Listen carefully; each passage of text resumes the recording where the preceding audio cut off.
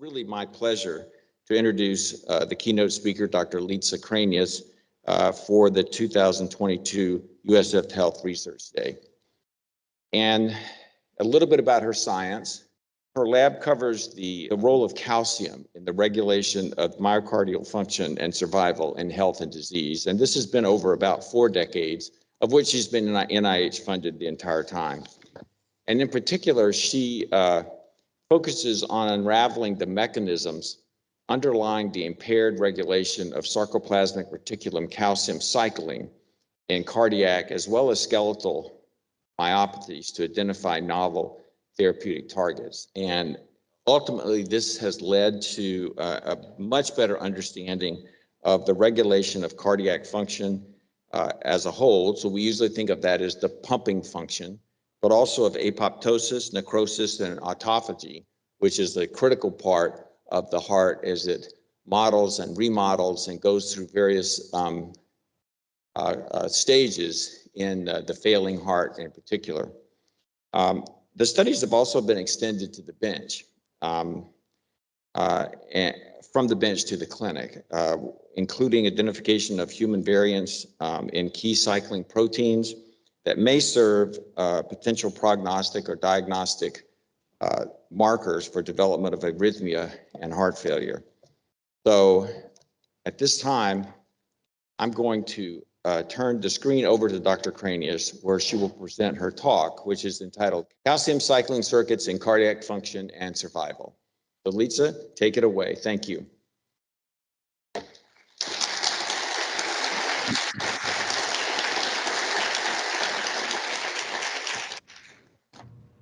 Thank you very much, Steve, for this very kind introduction.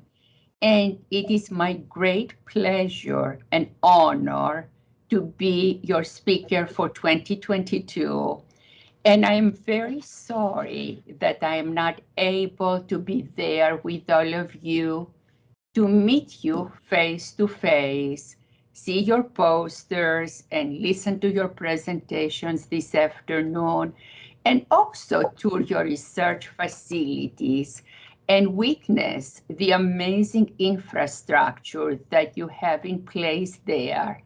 And I'm sure that Steve Liggett played a major role in all these developments. Congratulations for this, and congratulations for putting this amazing research day together. So as Steve mentioned, he brought back some fond memories today from the times that we worked together. We had a big grant in heart failure funded from NIH for 10 years. And we all met and challenged each other and stimulated each other for our research. And for the first time, I heard the term genetic variants or human polymorphisms from Steve Liggett, who was in the forefront in the country on the alpha and beta adrenergic receptor polymorphisms. And that had quite an impact on my work, as you will hear later on today. And I also want to thank Steve very much for that. So today, I would like to present to you some of our current findings. Can you see my screen? On the role of calcium cycling in heart function, with special emphasis in heart failure and arrhythmias. As you all know, cardiovascular disease is the leading cause of death and disability in the Western world. Only heart failure accounts for at least 700 new cases per year. The hospitalizations are continuously increasing, and this is a disease of the elderly. So as we tend to live longer these days, we have more and more people that are diagnosed with the disease and end up in the hospital.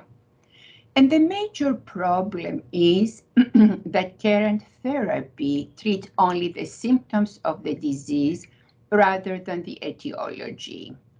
So several laboratories, including ours, have been trying to understand the underlying mechanisms and develop better therapeutic approaches for this problem.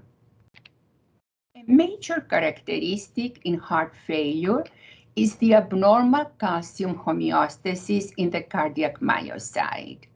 In black here, we see the calcium rising and falling on a single beat in our bodies, and this is a highly regulated process that occurs about 70 times per minute in our hearts.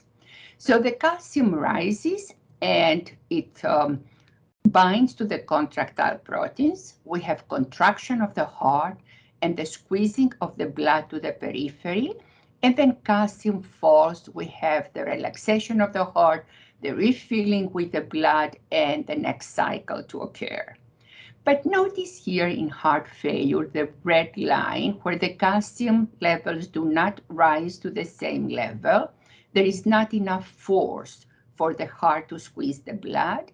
But most importantly, they don't fall to the same level as in a normal heart, indicating that the heart remains somewhat contracted and does not fill with enough blood for the next cycle.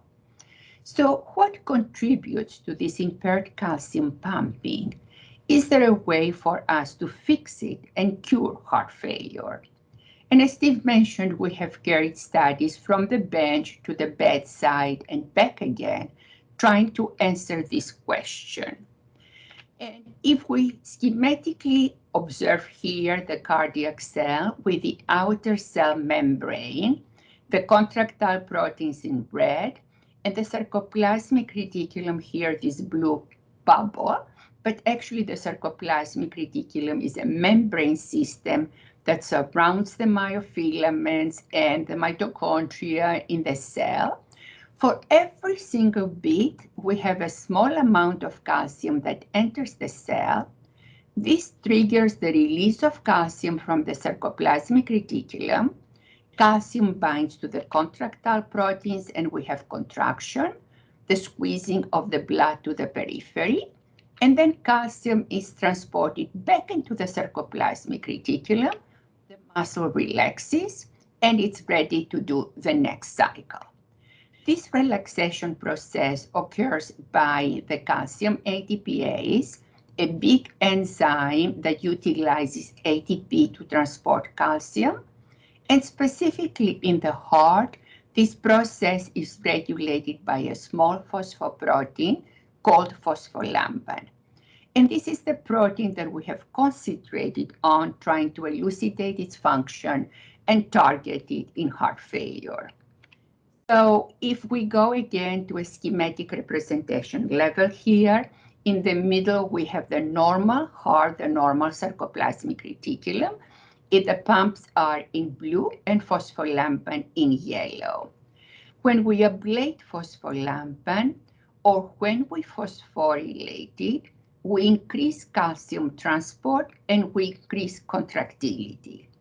And this is because phospholamban is an inhibitor of the calcium ATPase.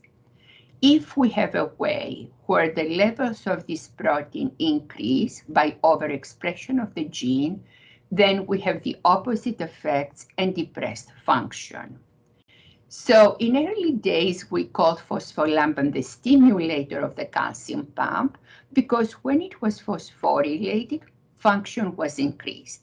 But it was not until we made these genetically altered models, the knockout and the overexpressions, that we discovered that this is actually an inhibitor under basal conditions.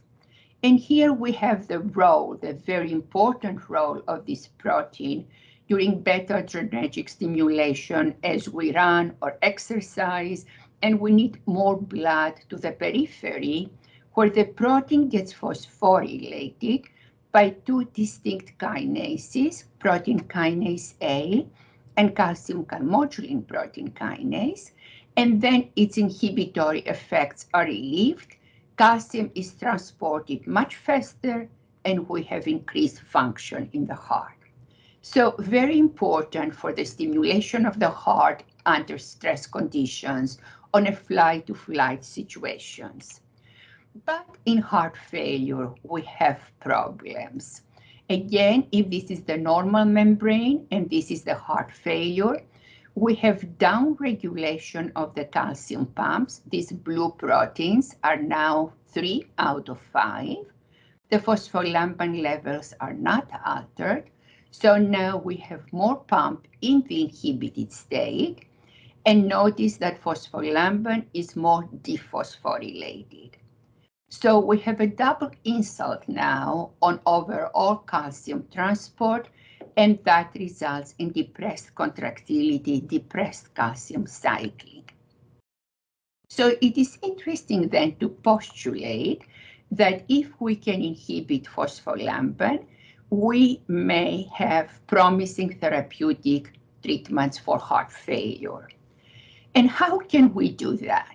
We can try to decrease the levels of this protein, either using small molecules or specific inhibitors, antisense technology, and so on. But none of these approaches have been having benefits up to now. We have some lead compounds by the University of Minnesota, and we're anxiously awaiting for those results. So we decided to ask this question from another point of view and ask whether the phospholamban activity and its important regulatory effects are mediated by phospholamban alone, or whether there are interacting partners that associate with it and alter its effects. So to answer this, we screened a human cDNA library using phospholamban as a bait, and we identified the anti-apoptotic protein HAX1 as a binding partner of phospholamban. And you see here the binding in phospholamban includes the two phosphorylation sites, or the business part of the molecule, as I call it. And so this was a big surprise to us. HAX1 was not known to exist in the heart, and it was known to be present in mitochondria in other tissues. So what is it doing here, interacting with phospholamban, and is this of any physiological relevance? So to answer this, we made an overexpression model. We put more HAX1, expressed more HAX1 specifically in the heart. And here we have the initial rates of calcium transport by the sarcoplasmic reticulum, that membrane network that I showed you earlier, as a function of calcium concentrations present in the cell during relaxation and contraction. The rates by wild-type hearts are in blue, and by HAX hearts are in pink.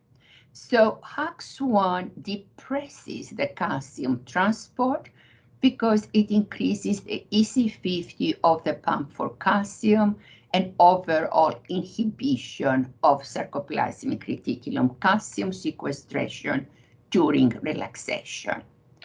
This translates to decreases in contractility and calcium cycling. Here we have the force of contraction, the squeezing of the blood by the heart. In blue, we have the wild types. In pink, the HAX hearts. And you see that there is inhibition of contractility, inhibition of the calcium peak. But notice when we stimulate the hearts with isoproterenol, we relieve these inhibitory effects.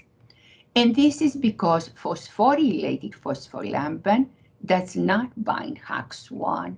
And if you think here for the wisdom of nature, when you want to maximize the cardiac output, you do not want to have any inhibition on the phospholamban stimulatory effects. So is HAX1 the only regulation of the contractility in the heart? And is it only mediating its effects through phospholamban? And can it inhibit HAX1 in the absence of phospholamban, turning the question around? And the answer is no. When we cross the HAX1 overexpression model with the phospholamban knockout, we lost all the effects of the anti-apoptotic protein HAX1. And as we said, this is an anti-apoptotic protein, and we wanted to know if it has similar protective effects in the heart. So we subjected the animals to ischemia reperfusion injury, which is similar to myocardial infarction that we experience in humans. And you see here that the infarct size is much smaller in the HUX overexpressing hearts because both the DNA fragmentation and the caspase-3 activity are significantly decreased. So it does have this protective effect in the heart as in other tissue. And now we have to turn this question around and ask, what is the function of endogenous HUX1? Is it present in the heart in amounts that it regulates its function, and does it have any physiological, pathophysiological relevance? The knockout model dies very young, at about 5 weeks of age, from immunological problems. So we generated an inducible and cardiac-specific knockout. We turned down the function of HUX1, ablated the gene in the adult heart. So now if we measure again the calcium transport rates, the classical assay for sarcoplasmic reticulum function versus the calcium concentrations in the cell, we observe that the wild types have a rate that is shown here by blue, the HUX1 knockouts in brown, and the phospholamban knockouts in green. So HUX1 ablation increases calcium transport, but phospholamban increases it to a higher extent. This translates to contractile parameters.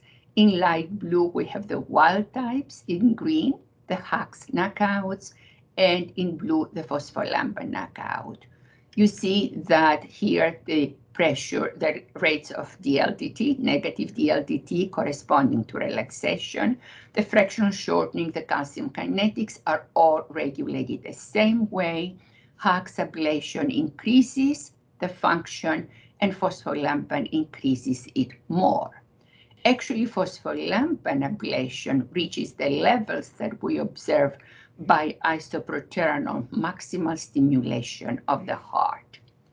And so, posed to you a schematic along these lines, we believe that phospholamban is present in the membrane as a pentamer, which is the phosphorylated form, a reservoir of phospholamban, and it's also present in a monomeric conformation, which is the active inhibitory form that binds to the calcium ATPase and inhibits it. HUX1, we know from FRET studies, pushes phospholamban to the monomeric conformation that inhibits the calcium ATPase, and if we ablate it, we can increase function, but if we ablate phospholamban, we can increase function even more. So we have built up here now a regulatory complex for you where phospholamban does not only interact and inhibit the calcium ATPase, but we have the HUX1 protein that modulates the effects of phospholamban. And more recently, we discovered that the HITCHAK protein 90 also interacts with HUX1 and participates in this regulation of calcium cycling. So it is pretty complex. And now we want to turn to another avenue that may hold therapeutic promise for us, and this is the phospholamban phosphorylation. As we said earlier, the protein is an inhibitor, but if we phosphorylate it, we can relieve the inhibition and increase contractility. And we can do this by either increasing the kinases or decreasing the phosphatases. So here I want to show you the levels of phosphorylation in non-failing and failing human hearts. We see that both sides in phospholamban, the cyclic AMP and the calmodulin-dependent sites, are dephosphorylated. And as we see up here, the protein binds to the calcium ATPase. And notice the reduced calcium, the smaller arrow, that this inhibition elicits. So these inhibitory effects are at least partially due to the increases in the type 1 phosphatase that regulate the dephosphorylation of phospholamban. Indeed, this enzymatic activity is increased about twofold in human failing hearts. And when we made animal lines expressing different levels of protein phosphatase 1, and we chose the one that overexpressed PP1 by twofold, we observed tremendous disarray and fibrosis in the hearts, and these animals die within 6 months. So the increases that we observe then in failing hearts are detrimental. And so the next question is, can we inhibit these increases in phosphatase activity and benefit heart failure? This phosphatase is regulated by an endogenous protein called inhibitor 1. The inhibitor of the phosphatase is not active until it is phosphorylated by the cyclic AMP-dependent protein kinase, and then it shuts off the phosphatase and allows phospholamban to phosphorylate at the maximal extent and the pump to be stimulated at the maximal rate. So if you stop here for a minute and think about the wisdom of nature, during beta stimulation of the heart, when we want to maximally increase cardiac output, we do not only phosphorylate phospholamban by protein kinase A and chem kinase, but we also phosphorylate the inhibitor of the phosphatase to allow this process to occur unopposed and get the maximal stimulatory effects of the beta agonists.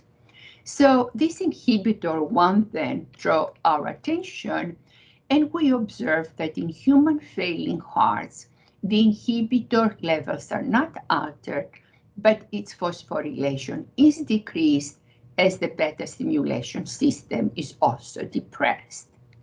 So now, can we increase the activity of this inhibitor and help the failing heart by inhibiting the phosphatase and increasing phosphorylation of phospholamban?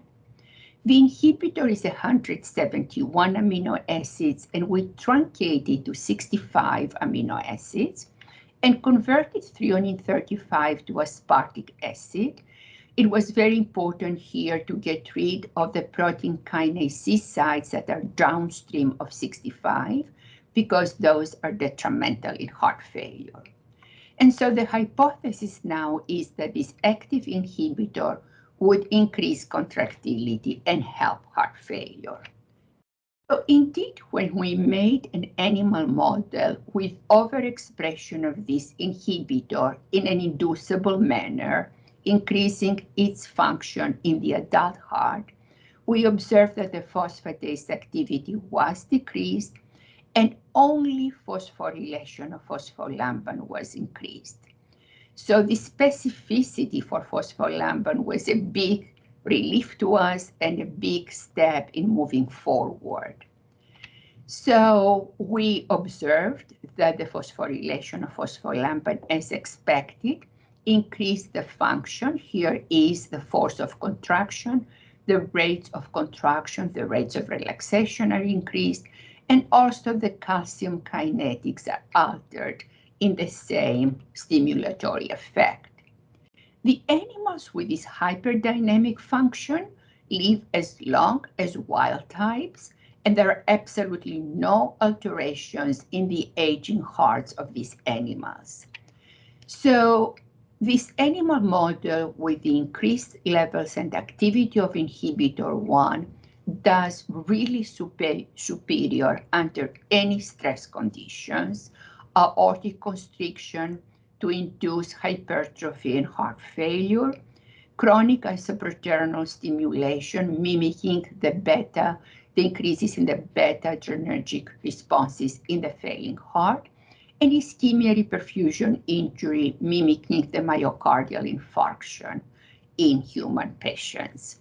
So the more relevant question that you would have for me is whether this inhibitor 1 can benefit pre-existing heart failure. And so to answer this, we used small and large animal models of heart failure and collaborated with Roger Hajar's team, originally at Harvard and then at Mount Sinai. So in these initial studies, we used a rat heart failure model with aortic constriction. It takes 18 weeks to have heart failure. The fraction shortening decreases by about 25%. And at that time, we intervene using beta-gal as a control adenoviral vector and also inhibitor 1 in some of the models. Notice here the depressed function by the failing model and the beta-gal, and the restored function by the inhibitor 1 in these failing hearts. And again, what is pleasing to us is that the subcellular mechanisms included the increased phosphorylation of phospholamban at the 2 physiologically relevant sites. We then moved on to do these studies with AAV, adeno-associated viruses, long-term expression in the heart, and this is a large animal model, the pig, that heart failure is induced by mitral regurgitation in Roger's group. And a month later, we introduced either Selene or I1C, the inhibitor active molecule, into the hearts of the failing pigs. And then at 3 months, we stop the experiments, we do the function and also all the biochemical studies. We see here the beneficial effects of inhibitor 1. The ejection fraction is increased. In these models, also the rates of contraction and relaxation. The stroke volume is also, stroke work is increased. And notice here, very interesting, that the rates of contraction correlate with the levels of phosphorylation of phospholamban in these hearts, as we know that this is the downstream substrate. So we believe then that this truncated inhibitor 1 molecule holds promise for us as a therapeutic target because it preserves function, it halts remodeling and reduces scar size. We haven't had time to show you all those studies, but now I needed to share with you that a clinical trial with inhibitor 1C is going on, and we are 18 months into phase 1, and the patients appear to be doing pretty well up to now. So there is hope along these lines. So now I want to present to you another regulatome here, where the pump and phospholamban bind to the regulatory subunit, interact with the GM, the regulatory subunit of the phosphatase that sequesters the type 1 phosphatase here, with the inhibitor 1 that we talked about, but we also discovered that the Hitchcock protein 20, a small Hitchcock protein, binds to the type 1 phosphatase as well. And this may hold also promise as a therapeutic target because it's also an unfolding protein, and that may be very nice in heart failure. So I want to quickly introduce to you a new player here, the histidine-rich calcium-binding protein in the lumen of the sarcoplasmic reticulum. The function of this protein was not known until we made animal models with overexpression or ablation of this protein, and we found out that HRC interacts and inhibits the calcium pump. It inhibits the maximal velocity of the pump, unlike phospholamban that regulates the affinity for calcium. But HRC also interacts with triadine in the regulatory calcium release complex, and it acts as a brake for calcium release, which is very important during arrhythmias, as we will see in a moment. So now I want to show to you that the histidine-rich calcium binding protein in the lumen of the sarcoplasmic reticulum mediates a crosstalk between calcium uptake and calcium release in this membrane vesicle, again showing you the wisdom of nature and the complexity we have here at the subcellular level. So now that I showed to you that some of these proteins are very important for calcium cycling, they're implicated in heart failure, and may even serve as therapeutic targets, we want to ask whether there are any genetic mutations or human variants, as Steve talked earlier, that may predispose to heart disease or maybe even be prognostic or diagnostic markers. I want to quickly let you know that we found no mutations in the calcium pump or HAX1. We found some variants in the inhibitor 1 and the Hitchcock protein 20 that alter their function and may be detrimental during heart failure as they make the function worse. And I want to quickly present to you some of the studies on phospholamban and the histidine-rich calcium binding protein. Phospholamban, we identified 4 mutations in heart failure. All are associated with early death and detrimental remodeling. And one of them, the deletion at position 14, is the most interesting to us that we're still studying today. And although we initially identified this mutation in Greece, subsequently it was found in the Netherlands, and over 15% of the heart failure patients in that country are carriers of this mutation. The patients from all over the world have come together. They have formed the Phospholamban Foundation. They meet once a year in the fall, and they exchange ideas about their treatment, their family carriers, especially their children, and potential therapeutic approaches for them as they move forward. The clinical history of these patients is that they are rather asymptomatic up to 30 years of age with some abnormalities in their ECGs. Starting at the year of 30, they start showing heart failure symptoms, contractile dysfunction, and ventricular arrhythmias. And death occurs usually by the age of 26 to 50. When we got fibroblasts from one of those patients and we induced them to develop iPS cardiac myocytes, we observed here in the second panel the arrhythmias similar to those present in the patients. And with the genetic editing, we were able to reverse this phenotype and get the normal calcium transients again. So this correction was also done in 3D tissue by the team of Kevin Costa at Mount Sinai.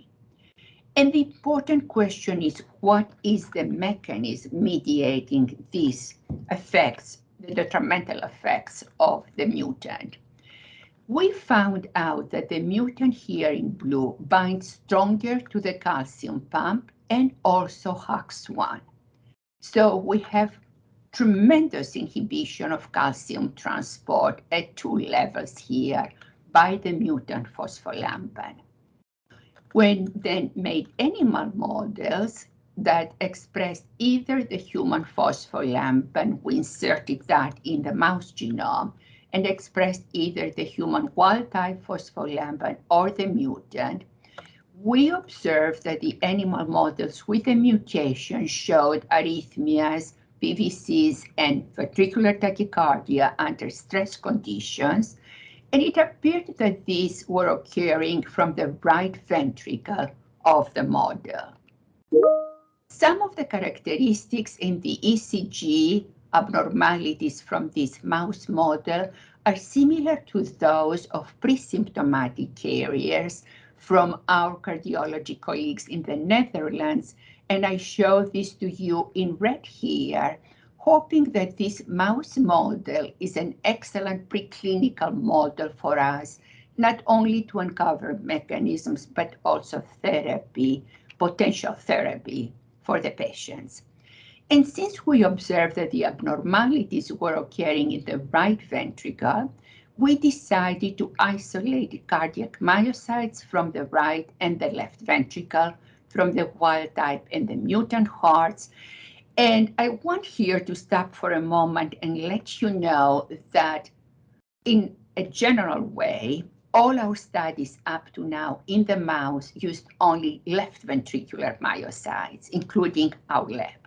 So if we had only used left ventricle here, we would have missed the phenotype that I am going to show to you. We observed that the right ventricle shows increases in the action potential duration and not the left ventricle.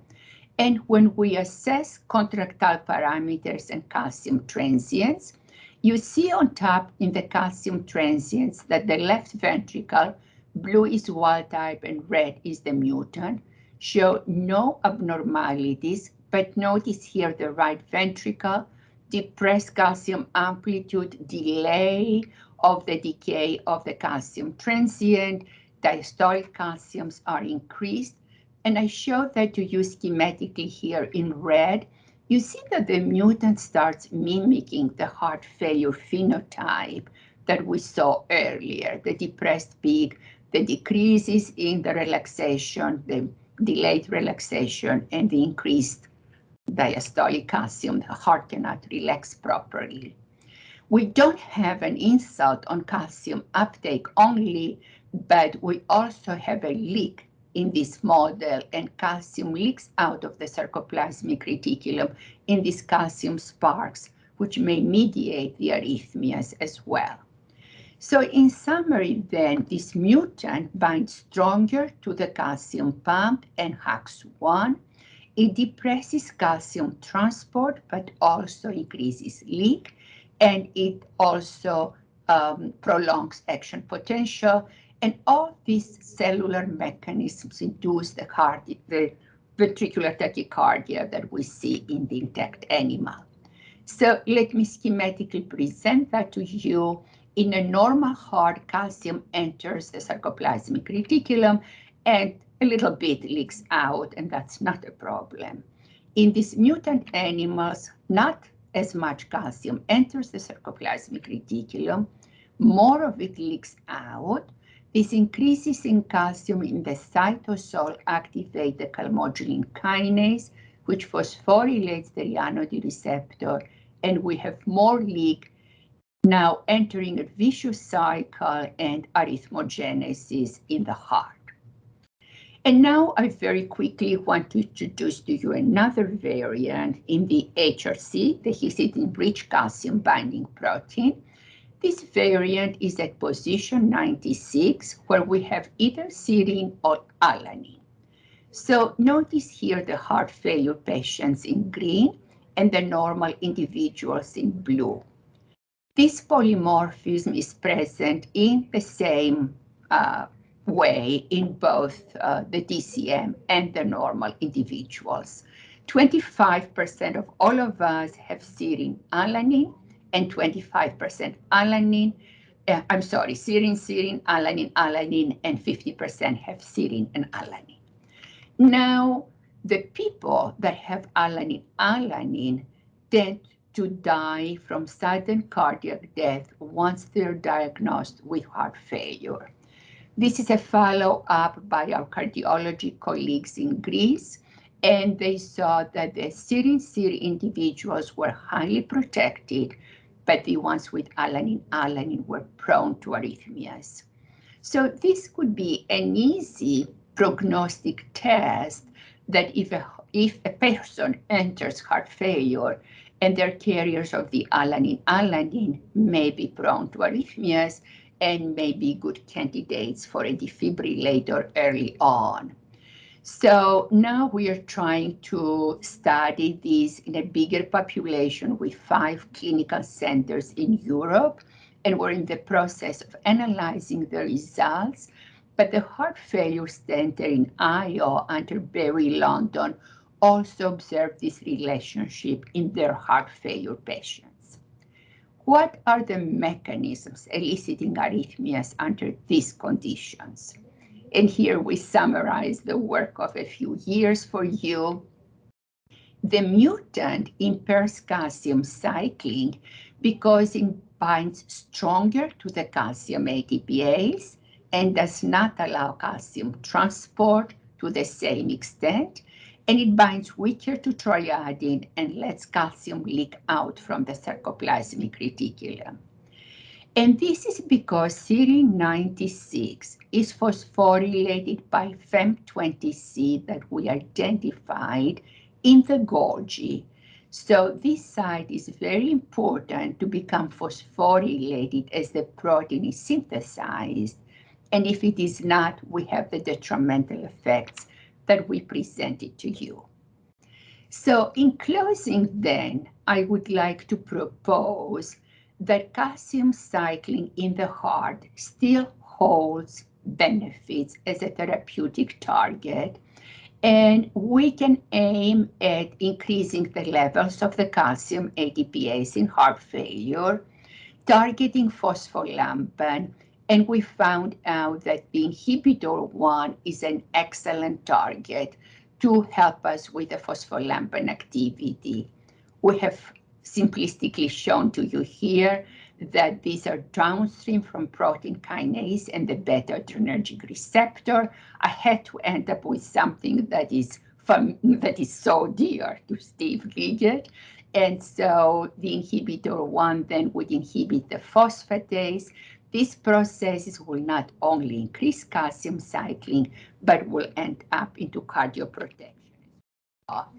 But as we move forward with these approaches and therapeutic developments, we need to keep in mind that we have this amazing regulatome system in the sarcoplasmic reticulum where there is crosstalk between all these players. And anything that we do to tweak the function of any one of them may have effects downstream and upstream.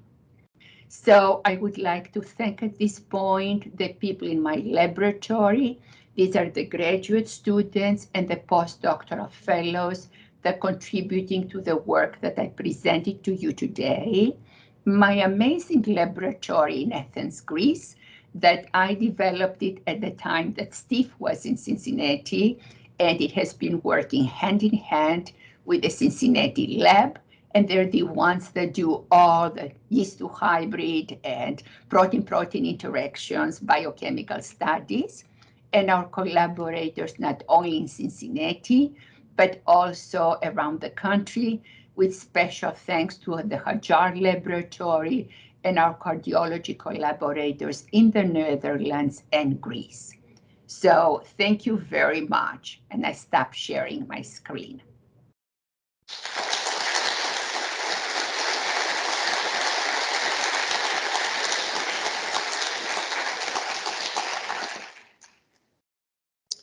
Well, that was a wonderful talk. Normally we have a plaque, but I can't send the plaque through the Ethernet, so it'll show up by mail. But I really think that this was a nice example of basic science as it moves through to animal studies, to human studies, and is something that not everybody does. But we ought to always be thinking about it. Now, sometimes we just can't build the infrastructure to do that, but we need to collaborate with people under those circumstances. So we have at least 15 minutes or more for talks. So I'll go ahead and take talks, and someone's going to bring a microphone around to you. There's Matt. And are you the only microphone guy? Oh, okay, good. So it looks like Christian has a question up here. Just raise your hand and we'll get to you. Thank you. Thank you very much. That was really a great presentation. Thank you so much. Thank you. I'm professor at USF Health and also coordinating an international network of virologists. And this explains my question, actually. Do you think that there is a possibility of direct interaction between PLN or other of the interacting proteins with some viral proteins? You see, I'm really thinking also of the recent Nature Medicine paper on the long-term complications, cardiac complications of COVID-19, but also this might hold true for other actually viruses, or is it simply the inflammation and inflammation-driven signaling? Well, it's a very important question, and more people are scratching the surface on this question. We really do not know. I mean, nobody would ever believe that phospholamban interacts with so many proteins that I showed to you today. So definitely inflammation is playing a role, but there are partners in the cell that we need to uncover. I don't know if phospholamban is one of them, or SERCA, or one of these calcium cycling proteins, but that would explain some of the effects in the heart. We don't know.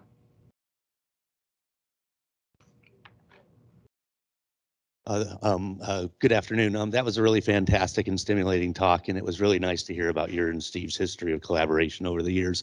This is for someone not in the area, it might be a naive question, but does phospholamban have like basal PLN levels? Do they have a relationship with kind of basal cardiac tone and ventricular tone, and are they in any way related to the kind of more recent phenomena, Takotsubo cardiomyopathy? Yes, definitely. It does have an effect. It is partially phosphorylated. And now we didn't have the time, but we tried to answer the stoichiometry of phospholamban to the pump, at least for the mouse heart.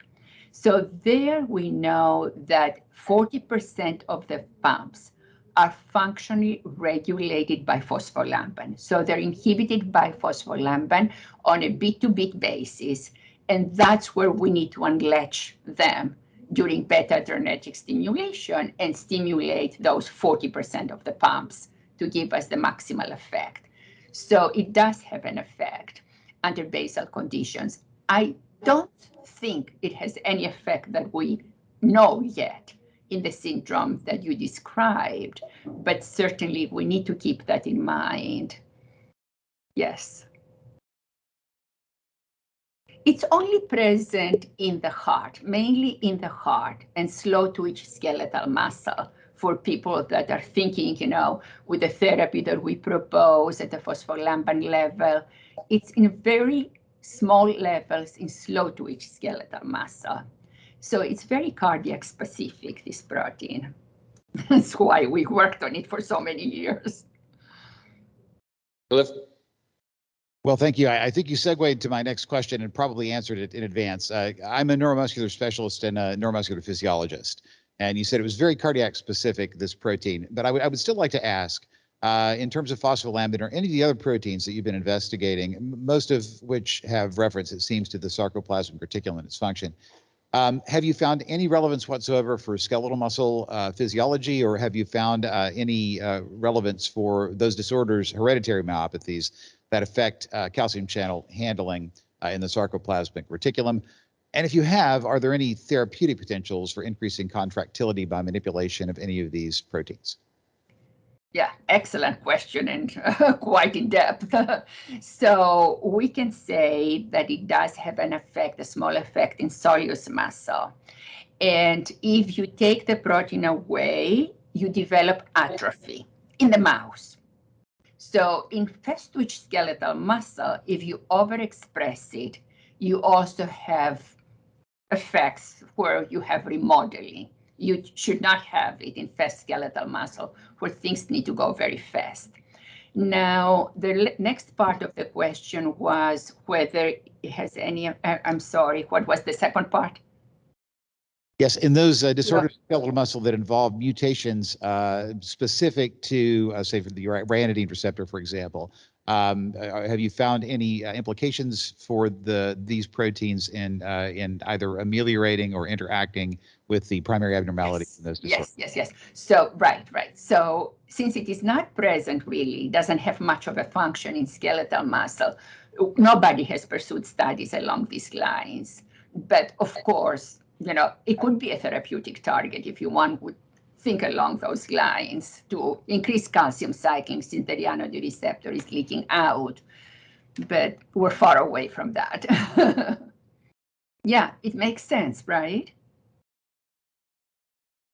Excellent. Did you see any adverse effects with your manipulations of cardiac contractility, such as your phosphatase 1 inhibitor? Are you talking about the overexpression models with inhibitor 1? No, we didn't see.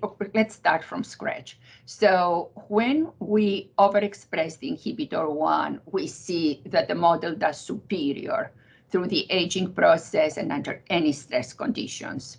So nothing at that point. When we do the therapy, we also see no arrhythmias with the AAV, the adenoviruses, or the patients now. And in the case of phospholamban, when you remove it from the heart and unlatch contractility, that is in the mouse, we observe no arrhythmias. The heart functions fine, but this is the mouse. What about other effects on other systems, body systems? We haven't observed anything in other systems, and we did go through blood pressure and some of the smooth muscle and so on. Again, in the knockout mouse model. Thank you for a wonderful lecture. Thank you. Sorry. What you described is an incredible level of control through this interactome. Is this, are the molecules, are the regulatory mechanisms evolutionarily conserved? That's one question. The second is, I work in the nervous system, and capacitive calcium entry is being proposed as a very important mechanism that goes array in neurodegeneration. Are any of these members play a role in neuronal calcium regulation? Yeah. So the first part of the question is about the regulatome, you said? I'm sorry. And is it evolutionarily? Yes, right. Not that we know of, but we are trying to collaborate with people that may look into it in more detail. So in this consortium that we now have in the Leduc program, we do have zebrafish and all kinds of models. So we are asking the question. In the neuronal system that you described, I only know that the phospholamban is not present, doesn't seem to play a role. But whether the other proteins, HAX1 and the other partners that we uncovered are present, if they are, they're not acting through phospholamban and the calcium pump for that calcium cycling. And the neuronal system has been very important to us, and we have collaborated with neuroscientists using our models, especially the knockout. And so they don't see much of a phenotype, but they're teasing it even more to see if there is anything that they can uncover. Well, you can't really detect the protein levels, but maybe even minute amounts of phospholamban present do have a function in the tissue. And then, of course, all the other players would be implicated in that system as well. I actually have a question, if I may. Probably asked you this 1,000 times over the years, but we know that the sympathetic nervous system through the beta adrenergic receptors are great for increasing heart rate and contractility for emergency situations, shall we say, to run away from the tiger or whatever. But in patients who develop what we used to call idiopathic heart failure, continue to force that heart to beat harder and stronger through the beta receptor actually caused more problems. And we ended up sort of antithetically using beta blockers to rest the heart, and there was some reverse remodeling.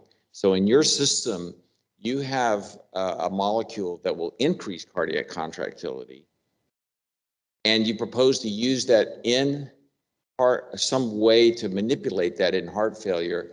And apparently you're escaping that bad part of the adrenergic system, but we know that that works through PKA. So can you pull all that together for us in like 30 seconds? Yes. And you can also help with that, Steve. So with the beta system, we have the initial benefits. And as you said, in the long term, we have detrimental effects. And we see that even in the models, we have all kinds of toxic effects and down regulation and detrimental remodeling. Now, if we bypass the receptor and we go farther down and we go, as I showed in the last slide, to the downstream target of the receptor, so we leave everything upstream that is bad out of the picture, then we have the chance to increase contractility and not only alleviate all the detrimental effects of the beta receptors, but also help the remodeling, as we saw with the AAV studies. So it seems to be very good idea to go downstream as we can of the beta receptor. And there may be other molecules that are even more downstream that we have discovered up to now. Yeah, we have a tendency to be very simplistic when we think about these circuits, but they're much more complicated. And right. Word interactome is now part of our vocabulary where it used to not be. So I get that. Other questions? Tom. Those were excellent questions.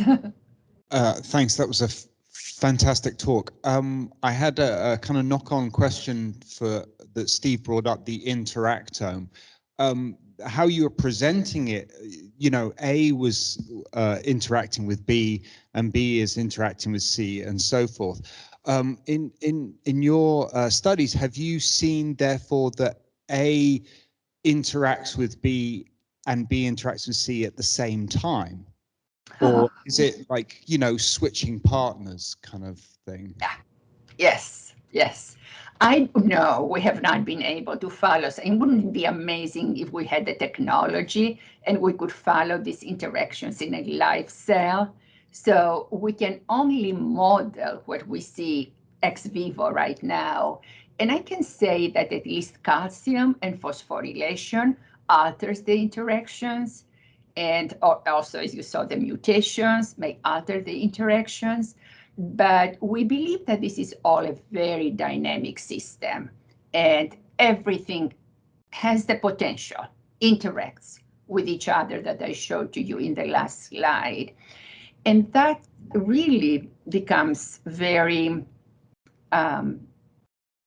difficult for us to follow in nature and to think of all these possibilities as we study every single molecule or every single mutation.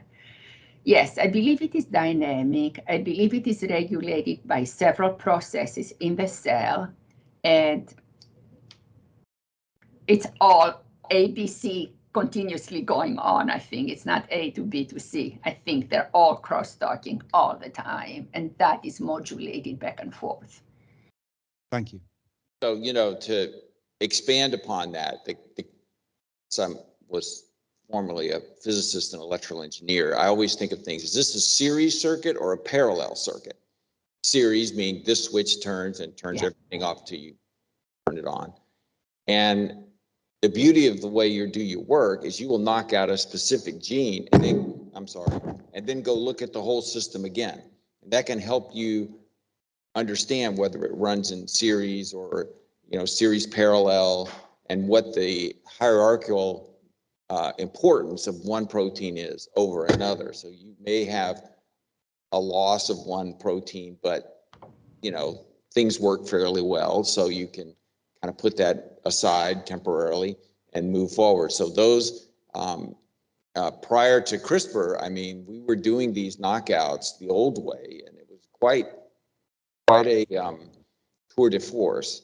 And now with CRISPR-Cas9, we can do it in cells, we can do it in animals, we can make some progress in that. But that's the only way to dissect some of those questions that Tom was asking, is by methodically going through and removing parts of what you think is the circuit and seeing what the response is. And of course, I guess the problem there is that things could be going, you do that, and then there's some compensatory response that occurs where something goes up or down, and you don't even know what to look for. I mean, you know your little group, your little family, but there may be things that you don't even know that are going up. So it's very challenging, and we are grateful that you are taking that challenge on, and look forward to wonderful things coming from your lab for decades to come.